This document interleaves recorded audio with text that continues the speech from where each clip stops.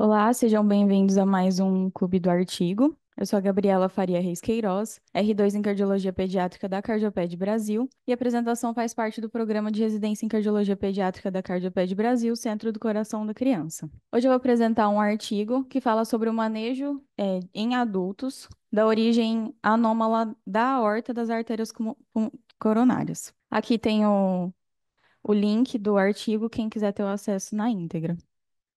Como introdução, eles trazem que, devido aos avanços na tecnologia de imagem e ao crescente uso de protocolos de rastreamento, o número de pacientes adultos com diagnóstico dessa origem aórtica anômala das artérias coronárias cresceu consideravelmente nos últimos anos. Embora as diretrizes atuais forneçam conceitos gerais para o diagnóstico e tratamento, os pacientes com essa anomalia apresentam uma ampla gama de sintomas que tornam as recomendações gerais de aplicabilidade limitada na prática clínica. Em particular, ela pode ser tratada como um amplo aspecto de intervenções e não há um consenso sobre a abordagem ideal a ser usada. Nesse artigo, um grupo multidisciplinar de cardiologistas clínicos, intervencionistas e cirurgiões cardíacos realizaram uma revisão sistemática e avaliação crítica das evidências disponíveis sobre o tratamento intervencionista nesses pacientes adultos. O grupo também concordou com recomendações de especialistas usando um processo de Delphi. Esse processo de Delphi é um método que busca facilitar e melhorar a tomada de decisões feitas por um grupo de especialistas sem que tenha interação cara a cara. Eles são feitos de forma anônima. E normalmente consiste num conjunto de questionários que são respondidos de maneira sequencial e individual pelos participantes, com informações resumidas sobre as respostas dos grupos aos questionários anteriores, de modo a estabelecer uma espécie de diálogo entre esses participantes e gradualmente construindo uma resposta coletiva. E essas recomendações são destinadas a complementar as diretrizes na prática clínica já existentes. Dada a falta de informação individual dos pacientes, a aprovação do Comitê de Ética em Pesquisa não foi solicitada para esse projeto. A busca sistemática identificou 3.794 artigos e, depois que as duplicatas foram removidas, um total de 2.650 registros foram rastreados. Destas, 158 publicações foram selecionadas para informarem este documento. Como a maioria das evidências deriva de uma série de casos e relatos de casos, a classificação formal do nível de evidência não foi realizada. O processo de consenso entre especialistas ocorreu entre 24 de abril de 2023 e 1º de maio de 2023. Como é padrão dessa técnica de Delphi, o limite para concordância foi fixado em 80%. Em relação à seleção do painel, um total de 23 especialistas, 16 dos Estados Unidos, 2 da Itália, 2 da Áustria e 1 do Canadá, um da Áustria e um da Austrália e um da Suíça, foram convidados a participar do projeto de consenso e todos concordaram. Os participantes foram selecionados com base na experiência clínica e na pesquisa em relação a essa anomalia. E detalhes dos conflitos de interesse e relações com a indústria foram coletados de cada palestrante e todos participaram da concepção e revisão do manuscrito. Em relação à prevalência, a anomalia ela pode ser isolada ou observada em cardiopatias congênitas sindrômicas, como a transposição de grandes artérias e a tretologia de Fallot, ou em pacientes com outras anomalias cardíacas, como uma válvula aórtica bicúspide. Também pode ocorrer em pacientes com doenças de tecido conjuntivo, como a síndrome de Marfan. Em séries de autópsias da população geral, a prevalência geral dessa anomalia varia entre 0,2% a 0,5%, e em um registro nacional de patologia de pessoas que sofreram morte súbita cardíaca, 30 de 5.100 casos, que seriam equivalente a 0,6%, apresentaram anomalias coronarianas. Uma série de imagens clínicas invasivas e não invasivas. A prevalência de anomalias isoladas da artéria coronária varia em menos de 1% a maior do que 1%, de que 5%. A anomalia mais comum é a origem da artéria circunflexa da artéria coronária direita ou do seio de Valsalva direito. Outras anomalias menos comuns incluem a origem da coronária direita ou da coronária esquerda de outra coronária, de um seio de Valsalva inadequado ou de um ósseo ectópico na aorta ascendente. Um grande estudo envolvendo rastreamento por ressonância magnética cardíaca de 5.169 adolescentes assintomáticos mostrou uma prevalência de 0,44% da anomalia no seio oposto, com 0,33% de prevalência dessa anomalia saindo da coronária direita do seio esquerdo e 0,12% da artéria coronária esquerda saindo do seio direito. Aqui ele traz uma figura falando das principais alterações. Na, aqui na primeira seria a anatomia normal, com a coronária direita originando-se do seio coronariano direito e a esquerda originando-se do seio coronário esquerdo. Aqui é uma coronária direita originando-se do seio à esquerda, com uma prevalência de 0,23 a 0,3%. A coronária esquerda ou tronco coronariano é, originando-se do coronário esquerdo ou tronco coronariano originando-se do seio direito, com uma prevalência de 0,02%. E essas três em evidência são as anatomias de alto risco que ele traz, com uma coronária direita originando-se do seio esquerdo, com curso interarterial, uma coronária esquerda interarterial originando-se do seio coronário direito, e a descendente anterior originando-se do seio direito com curso interarterial, com uma CX originando-se do seio esquerdo. Em pacientes com anomalia, os mecanismos de isquemia miocárdica incluem componentes estenóticos fixos e dinâmicos. Os componentes fixos estão relacionados ao estreitamento luminal, proximal e/ou anormalidades ostiais, enquanto os componentes dinâmicos estão relacionados ao trajeto da artéria coronária dentro da parede aórtica ou do miocárdio e ao espasmo arterial. Tradicionalmente, acredita-se que o trajeto interarterial entre a aorta e a artéria pulmonar era o principal mecanismo isquêmico, resultante de uma compressão entre os dois vasos. No entanto, o pensamento geral atual é que o trajeto interarterial por si só não causa uma compressão coronariana significativa, porque a pressão é maior na aorta e nas artérias coronárias em comparação com a circulação pulmonar, e é um substituto para a presença de um intramural dentro da parede da aorta, que é o verdadeiro mecanismo de isquemia. Em condições de repouso, a porção intramural oval do vaso da artéria anômala mostra uma compressão lateral fásica ao longo do ciclo cardíaco, com compressão pronunciada na sístole.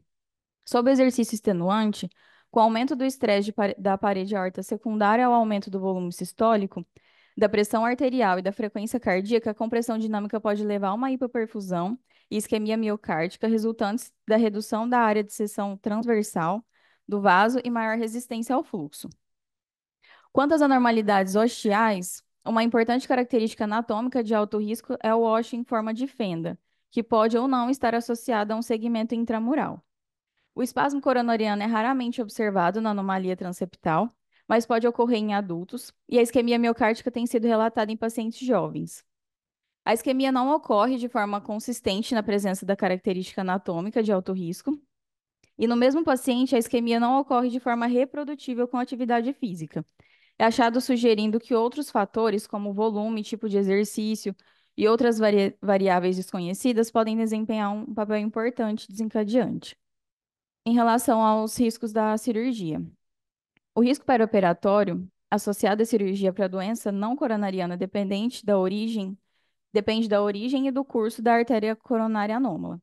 A variante mais frequente descrita em pacientes submetidos a uma cirurgia de bandagem é a artéria circunflexa anômala que se origina do seio coronário direito. O vaso geralmente segue posteriormente para um sulco atrioventricular e pode ser lesado no momento da ortotomia. A proteção miocárdica inadequada, compressão, distorção e impacto na sutura dessa coronária anômala também foram relatados. As medidas para evitar essas complicações incluem a redução do tamanho da prótese aórtica ou o implante da válvula em posição supraanular, embora se possa levar a uma hemodinâmica subótima. A dissecção aguda e a mobilização da artéria anômala nas proximidades do anel aórtico são tecnicamente desafiadoras, mas permitem uma substituição ideal dessa válvula aórtica. Como a artéria anômala pode correr próxima ao anel da válvula mitral, também existe o risco de compressão quando o anel mitral for fortemente calcificado e com a cirurgia da válvula mitral. A compressão extrínseca de uma artéria circunflexa anômala no sulco atrioventricular também foi relatada com intervenções percutâneas da válvula aórtica. E quando a substituição da raiz da aorta é realizada em pacientes com ósseo coronariano anômalo muito próximo à comissura aórtica, o ósseo pode ser deixado ligado à comissura para reduzir o risco de distorção e isquemia pós-operatória, mas a ligadura proximal dessa artéria anômala e a cirurgia de revascularização do miocárdio podem ser a estratégia mais segura em casos mais complexos. Variações no tamanho e comprimento das artérias coronárias não anômalas também podem aumentar o risco. Em pacientes com a válvula aórtica bicúspide, o tronco da coronária esquerda geralmente é curto e a administração de uma cardioplegia seletiva pode ser difícil. E da mesma forma, uma pequena coronária direita pode levar à cardioplegia e proteção ventricular direita inadequadas. Em relação aos exames de imagem, a angiografia coronária invasiva permite uma identificação da origem dessa artéria anômala com alta resolução, bem como a avaliação de alterações dinâmicas do calibre lumial ao longo do ciclo cardíaco. Essa abordagem permite a quantificação do fluxo coronário na linha de base e durante desafios farmacológicos, fornecendo, assim, insights sobre a adequação da anatomia coronária para acomodar estressores fisiológicos. O ultrassom intravascular também pode fornecer informações adicionais com relação ao estreitamento lumial e as características da parede do vaso. As desvantagens incluem sua invasividade, exposição à radiação e desafios técnicos relacionados à identificação do curso e compressão dinâmica e informações limitadas sobre o relacionamento espacial com as estruturas ao redor. As tecnologias de angiografia por tomografia, amplamente disponíveis, fornecem uma resolução espacial submilimétrica para delineamento da anatomia coronária em relação às grandes artérias e à geometria miocárdica, para avaliar os modificadores de risco, como uma origem, curso, estreitamento lumial e aterosclerose coronária. Também foi usado para identificar essa aterosclerose concomitante em pacientes com a anomalia na artéria coronária, uma descoberta que é importante para informar a tomada de decisão. Já a angiografia por ressonância magnética tem como vantagens a ausência de radiação ionizante, a ausência de uma necessidade definitiva de material de contraste e dados adjuvantes atingíveis em um único exame, incluindo estrutura cardíaca, função e caracterização do tecido miocárdico. No entanto, a ressonância pode ser limitada por fatores como um ambiente de imagem fechado, menor resolução espacial, tempo de aquisição prolongado e artefato de suscetibilidade produzido por implantes metálicos. Aqui o artigo traz na imagem A uma imagem de reformatação multiplanar mostrando um ângulo de menos agudo de menos 45 graus da origem da aorta anômala da artéria coronária direita, representado pela seta. Na imagem B, ele apresenta uma imagem de reformatação multiplanar e imagens de reconstrução de angiografia por tomografia computadorizada virtual de uma artéria coronária direita com origem aórtica anômala, representado pela seta, revelando um orifício em forma de fenda em comparação com o vaso de referência distal. Já na imagem C, são imagens de reformatação multiplanar e eixo curto duplo oblíquo, representando o segmento intramural, apresentado pela linha amarela, da coronária direita com origem aórtica anômala, com estreitamento ostial de aproximadamente 50% do segmento intramural em relação à referência distal. Já na imagem D, uma imagem de reformatação multiplanar mostrando o nível de, da artéria coronária em relação à origem aórtica anômala, que está acima da junção sino-tubular e do seio de valsalva esquerdo. Já na imagem E, uma imagem tridimensional, renderizada de volume da origem aórtica anômala da artéria coronária direita e sistema coronariano esquerdo normal. O uso da ecocardiografia transtorácica é amplamente restrito à triagem de populações pediátricas, dada a capacidade limitada de delinear a anatomia coronariana em adultos, informações limitadas sobre a origem em fenda e segmento intramiocárdico, bem como a dominância da coronária. As diretrizes atuais dos Estados Unidos e da Europa recomendam uma avaliação fisiológica inicial em pacientes com anomalia, e as diretrizes europeias recomendam explicitamente imagens funcionais não farmacológicas, como a imagem de ecocardiografia ou ressonância por estresse, para avaliar uma isquemia e informar decisões de tratamento. No entanto, nenhum estudo testou prospectivamente o valor prognóstico da avaliação de isquemia em pacientes com anomalia coronariana, e se a intervenção atenua o risco de evento clínico permanente, que permanece sem solução.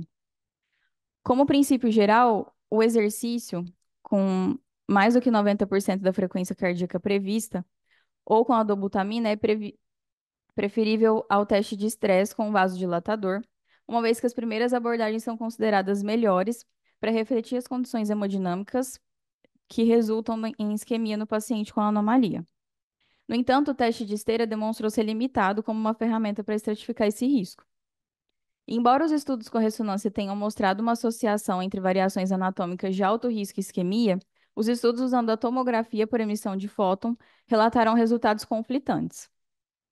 Estudos usando a tomografia por emissão de pósitrons mostraram que a normalidade de perfusão são frequentemente associadas a causas diferentes da anatomia coronariana anômala. E protocolos de estresse por exercício para tomografia por emissão de pósitrons e ressonância podem ser promissores para avaliação dessa anomalia em centros experientes. É importante ressaltar que as tecnologias de perfusão atuais podem avaliar a isquemia apenas quando o território miocárdico atendido pela coronária anômala está dentro do ventrículo esquerdo, mas são limitadas em relação a uma avaliação de perfusão ventricular direita.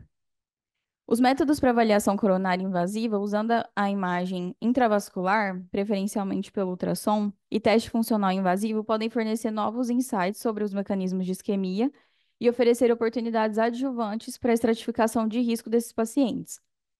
O ultrassom intravascular pode avaliar a presença e o comprimento do segmento intramural, fornece uma avaliação detalhada e dinâmica da área transversal coronária em alta resolução espacial e temporal, e pode ser pareado com um teste de estresse farmacológico para quantificar mudanças na área transversal com exercício simulado. A angiografia invasiva também pode ser pareada com um teste funcional para avaliar o comprometimento do fluxo coronário secundário a essa anomalia coronária. No entanto, os valores de corte atuais para o fluxo intracoronariano derivam em grande parte de estudos em adultos com doença cardíaca aterosclerótica e podem não ser aplicáveis a esses pacientes. Foi demonstrado que o espasmo difuso da artéria coronária ocorre em alguns pacientes com anomalia e pode ser um fator causal para a isquemia. Evidências de infarto do miocárdio podem ser usadas para estratificar o risco em pacientes com anomalia, porque dados de autópsia mostraram que o infarto está presente em muitos pacientes com anomalia com morte súbita. Em pequenos estudos usando a ressonância, a prevalência do infarto foi relatada com menor do que em séries de autópsia. Dados limitados sobre a utilização da tomografia computadorizada estão disponíveis, e em um estudo exploratório inicial, uma reserva de fluxo fracionada menor do que 0,8 foi associada com estreitamento de superfície, excentricidade do vaso e angulação diminuída, e produziu bom desempenho para identificar essa anomalia coronariana com o segmento intramural. No entanto, quase metade dos conjuntos de dados sobre angiografia angiotomografia cardíaca foram considerados inadequados, aumentando assim a incerteza com relação à sua generalização. Além disso, os protocolos foram variados em pacientes com doença arterial coronária e podem ser inadequados para pacientes com anomalia. Novos insights sobre esses aspectos anatômicos e funcionais da coronária anômala podem potencialmente ser obtidos por meio de reconstruções, como representações tridimensionais e modelagem computacional adjunta. E um pequeno estudo comparativo descobriu que reconstruções tridimensionais produzem precisão incremental tanto na angiotomografia quanto na ecocardiografia para avaliação da anatomia coronariana determinada no intraoperatório. Métodos computacionais como modelagem de interação de estrutura de fluidos permitem a integração da geometria multidimensional com fisiologia do fluxo coronariano. E tais técnicas prometem uma replicação da dinâmica de fluxo pré-operatório e alívio dos padrões de fluxo anormais após a intervenção nessa coronária anômala, mas estudos adicionais ainda são necessários. Aqui ele traz uma imagem, na imagem apresentada pela letra A, os achados de reserva da tomografia computadorizada com fluxo fracionado foram negativos para a isquemia, com valor de 0,91 para o estreitamento da artéria coronária direita, sendo a faixa normal menor do que 0,8. E na imagem B, uma imagem de tomografia computadorizada por emissão de fóton, único com uma perfusão miocárdica normal. E com base nos achados de imagem e ausência de sintomas de esforço, o paciente foi tratado de forma conservadora. Em relação à tomada de decisão clínica nesses pacientes. Nos pacientes com a coronária anômala, as diretrizes atuais nos Estados Unidos e da Europa recomendam uma intervenção na presença de sintomas ou de evidências de isquemia. As diretrizes diferem em ênfase colocada em características anatômicas de alto risco como indicação para intervenção. As diretrizes dos Estados Unidos uniformemente recomendam uma cirurgia para pacientes com a artéria coronária anômala esquerda e para pacientes com a artéria coronária anômala direita com sintomas, com evidências de isquemia ou arritmias associadas, sem uma menção específica de como as características anatômicas modificam a força de indicação. Já as diretrizes europeias fornecem a recomendação mais forte para intervenção em pacientes com sintomas anginosos típicos e evidências de isquemia. No entanto, uma série de fatores específicos do paciente devem ser considerados para personalizar a avaliação de risco-benefício e otimizar a tomada de decisão clínica. Em pacientes adultos com a coronária anômala, múltiplas causas de síndromes semelhantes à angina podem coexistir, como uma aterosclerose coronária, doença coronária microvascular e dor torácica não cardíaca, e sintomas relacionados podem ser atípicos, então o papel dos sintomas em informar decisões de tratamento não é claro. Evidências de isquemia induzida por estresse ou infarto no território subentendido pela coronária anômala em um paciente com sintomas anginosos típicos fornecem um nível mais forte de evidência apoiando o tratamento. A incapacidade de evocar uma isquemia em testes fisiológicos, sintomas atípicos e a presença de fatores de risco para a doença vascular coronária diminuem a força desse suporte. Já a taquicardia ventricular não sustentada é uma indicação classe 2B para intervenção nas diretrizes nos Estados Unidos.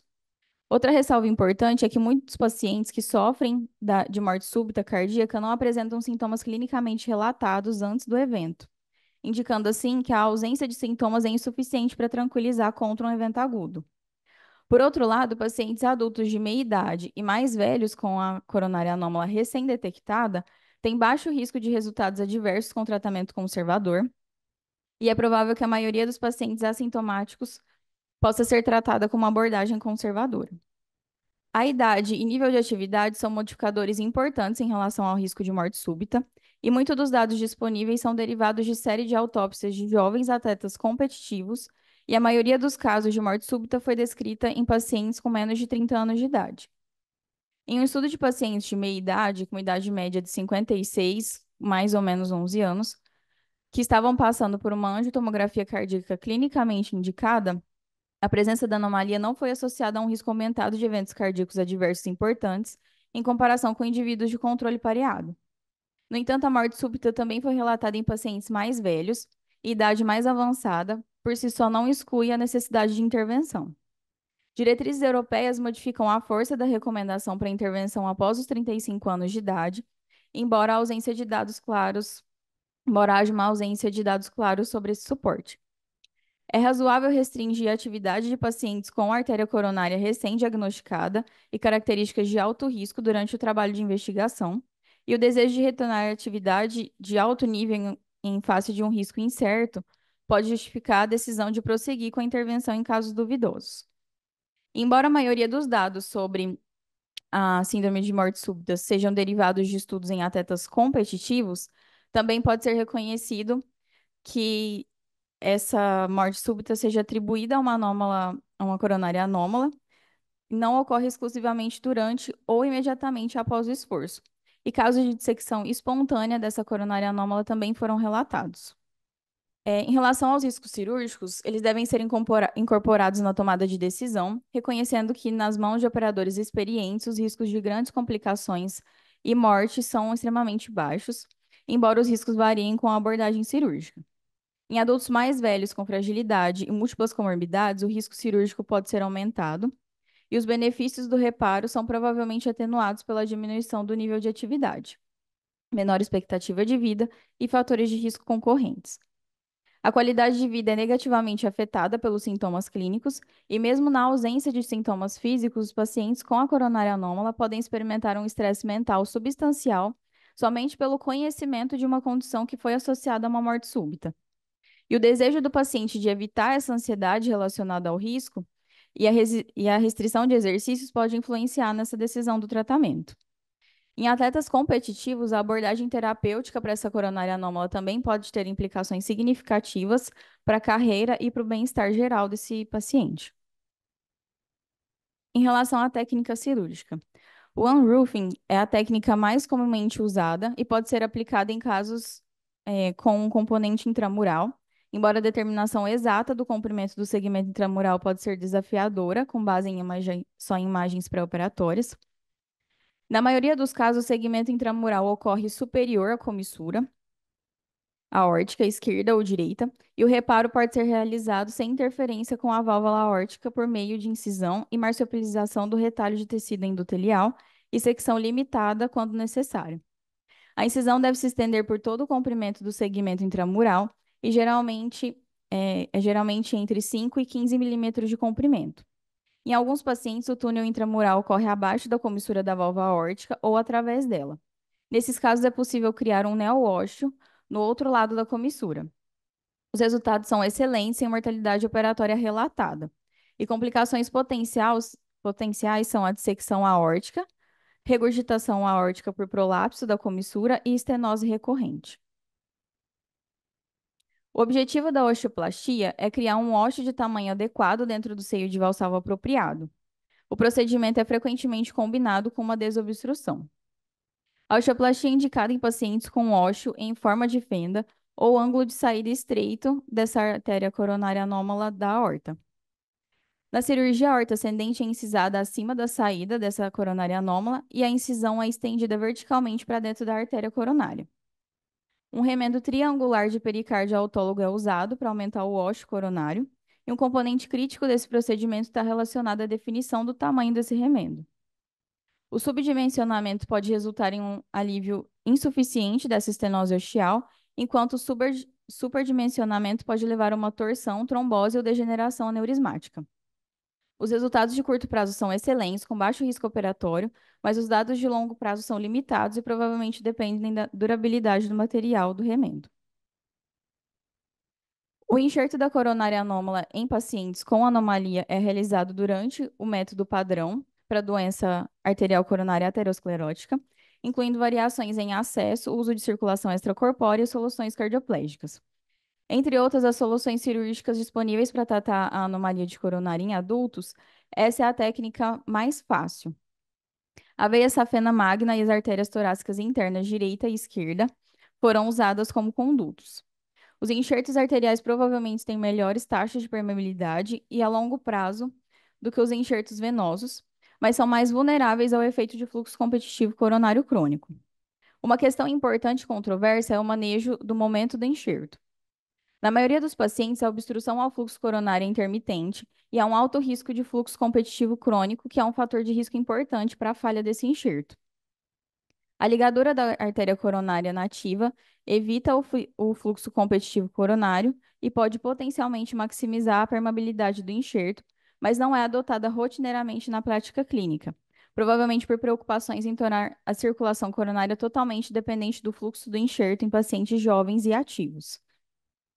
A evidência sobre os resultados dessa ponte em pacientes com artérias coronárias anômalas é limitada a relatos de caso e pequenas séries de caso. O procedimento é seguro, sem mortalidade operatória relatada, mas há poucos dados a longo prazo. Casos de falha precoce desse enxerto e atresia dele quando a artéria coronária nativa não foi ligada foram relatados.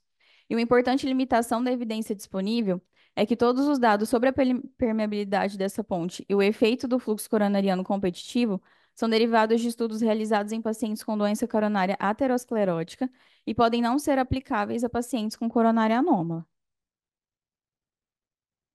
O reimplante coronário requer uma mobilização da porção proximal da coronária anômala, que é seccionada, e a parede aórtica então fechada, às vezes usando um pequeno remendo pericárdico, e a coronária anômala é reimplantada no seio aórtico anatomicamente correto. Deve-se tomar cuidado para evitar traumas e torções nos vasos. O procedimento pode ser tecnicamente desafiador, porque a parede da artéria coronária pode ser muito fina e frágil, tornando essa anastomose direta na aorta difícil. Nesses casos, o uso de um remendo de pericárdio pode ser indicado. E o reimplante coronário pode ser combinado com outras técnicas, como o unroofing ou a osteoplastia. Já a translocação pulmonar visa aumentar o espaço entre os grandes vasos para aliviar a compressão em uma aorta coronária que corre entre a aorta e a artéria pulmonar. O procedimento pode ser tecnicamente desafiador, porque a parede da artéria coronária pode ser muito fina e frágil, tornando essa anastomose mais difícil. A artéria pulmonar vai ser dividida em sua bifurcação e uma neobifurcação é criada anastomosando as artérias pulmonares principal e esquerda usando um PET. Alternativamente, a artéria pulmonar pode ser movida anteriormente à aorta. O procedimento isolado é indicado apenas em casos incomuns, em que o curso intraarterial é a única anormalidade anatômica considerada associada a essa isquemia miocárdica, mas pode ser associada a outras intervenções, como desbloqueio. Essa técnica é representada pela imagem inferior. Duas opções cirúrgicas estão disponíveis na correção transeptal. Na abordagem posterior, a artéria pulmonar é seccionada para obter acesso à artéria coronária transeptal e dividir o músculo sobrejacente. Essa técnica é mais útil em casos onde o componente transeptal é superficial e muitas vezes tem sido suplementado com uma translocação anterior da artéria pulmonar direita. Dado que a isquemia dessa artéria coronária anômala pode ser causada por diferentes mecanismos, o reparo cirúrgico deve abordar todos eles e uma combinação de diferentes técnicas pode ser necessária. A decisão sobre qual abordagem cirúrgica usar nos pacientes com a coronária intraarterial é baseada na presença, comprimento e localização desse segmento. No caso de um longo segmento intramural que viaja acima do nível da válvula aórtica, o unroofing é o tratamento de escolha. Se o segmento intramural viajar abaixo do nível da válvula aórtica, o reimplante coronário com osteoplastia e unroofing parcial são opções preferíveis. Se o segmento intramural for curto e se o unroofing colocar o ósseo muito próximo do pilar intercoronário, o reimplante coronariano deve ser considerado. E em casos com nenhum segmento intramural e estenose isolada do ósseo coronário, que está localizada longe do pilar intracoronário, a osteoplastia é apropriada. A coronária anômala transeptal é melhor tratada pelo unroofing posterior, se o segmento for superficial, ou por um unroofing transinfundibular se o segmento intramiocárdico for profundo no septo. Já a ponte deve ser reservada para pacientes com doença arterial coronária aterosclerótica concomitante ou quando a correção anatômica é subótima por razões técnicas ou anatômicas. Em relação a procedimento por cateterismo, as evidências com apoio às intervenções percutâneas nessas coronárias anômalas são limitadas a pequenas séries de casos realizadas tanto eletivamente quanto em cenário agudo. As opções percutâneas podem ter como objetivo tratar tanto a doença coronária aterosclerótica coexistente, quanto o segmento anômalo da artéria coronária em si. A seleção de um catéter diagnóstico ou guia apropriado é o determinante mais importante para o sucesso do procedimento. Um catéter Amplatz do tipo esquerdo ou multiuso geralmente é apropriado, mas um backup extra também pode ser usado. A artéria circunflexa anômala do lado direito pode ser desafiadora para a entrega desse stent e às vezes pode ser tratada apenas com angioplastia com balão. Os catéteres de extensão podem oferecer suporte para essa entrega bem-sucedida de catéteres de stent em circunstâncias desafiadoras. Os stents liberados com hastes espessas implantadas com altas pressões são usados para otimizar a remodelação vascular quando a intervenção é realizada no segmento intramural da coronária anômala. E a orientação por um ultrassom intravascular é recomendada. Num estudo de 67 pacientes com coronária anômala tratados por intervenção percutânea, a taxa de reestenose intra-stent de 5 anos foi de 13%. E atualmente o risco de recuo elástico após a da colocação do stent de uma parede arterial espessa livre de aterosclerose e exposta à compressão dinâmica é amplamente desconhecido. Portanto, a intervenção deve ser restrita a candidatos não cirúrgicos até que mais evidências estejam disponíveis. Em relação à declaração dos especialistas, a tomada de decisão compartilhada, considerando todas as evidências disponíveis, é recomendada, e a correção em pacientes adultos deve ser realizada em centros de experiência, em todas as abordagens disponíveis. É importante que a escolha da técnica para intervenção seja baseada na anatomia coronária e no estado clínico desse paciente, em vez das opções disponíveis localmente. O reparo cirúrgico deve abordar todos os mecanismos potenciais de isquemia e uma combinação de diferentes técnicas pode ser necessária. A isquemia em pacientes com a coronária anômala pode resultar de diferentes mecanismos de estenose fixa e dinâmica ou compressão dessa artéria coronária. O reparo cirúrgico deve abordar todos os mecanismos potenciais, e a cirurgia de revascularização do miocárdio é uma intervenção simples com baixo risco operatório. No entanto, a eficácia em pacientes com a coronária anômala foi pouco estudada e há preocupações sobre a permeabilidade do enxerto a longo prazo. Quando a cirurgia de revascularização do miocárdio é realizada, a artéria coronária nativa pode ser ligada, se possível, e enxertos arteriais, em vez de venosos, devem ser usados. E a evidência atual é amplamente inadequada para informar a tomada de decisão clínica e mais pesquisas são necessárias. Lacunas críticas permanecem no conhecimento sobre essa anomalia da coronária e pesquisas futuras são urgentemente necessárias para definir melhor a prevalência, prognóstico e história natural dessa anomalia, bem como para avaliar a utilidade de diferentes técnicas de imagem, determinar as melhores estratégicas para a estratificação de risco e estabelecer a eficácia de diferentes tratamentos. E dada a relativa raridade dessa anomalia e a variabilidade anatômica e clínica, a colaboração internacional será crítico para lançar à luz essas atuais incertezas. Essas foram as minhas referências. Obrigada.